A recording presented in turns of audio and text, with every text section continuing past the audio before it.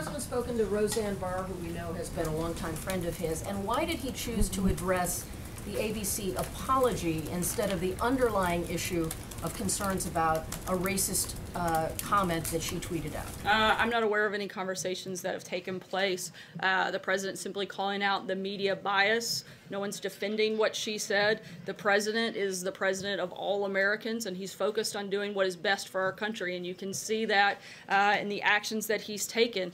You can see where he's focused on unemployment being at the lowest since 2000, opportunity investment zones to encourage investment in underserved communities, an opioid initiative to combat a crisis that impacts all Americans. And today the president signed legislation to give patients the right to try a medication that could actually save their lives. And I'd point out that while the president signed that legislation and actually addressed America, two networks chose not to cover it and instead covered something totally different in Palace Intrigue, a massive piece of legislation that had bipartisan support, that was life-changing, literally life-changing for millions of Americans. Two networks chose not to cover the president's remarks on that. He's simply pointing out the bias. The president's pointing to the hypocrisy in the media, saying that the most horrible things about this president, and nobody addresses it. Where was Bob Iger's apology to the White House staff for Jamel Hill, calling the president and anyone associated with him a white supremacist?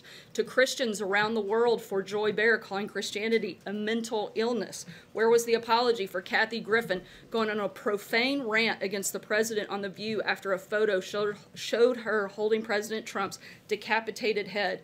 And where was the apology from Bob Iger for ESPN hiring Keith Olbermann after his numerous expletive-laced tweets attacking the president as a Nazi and even expanding Olbermann's role after that attack against the president's family? This is a double standard that the president is speaking about. No one is defending her comments. They're inappropriate, but that's what the point that he was making.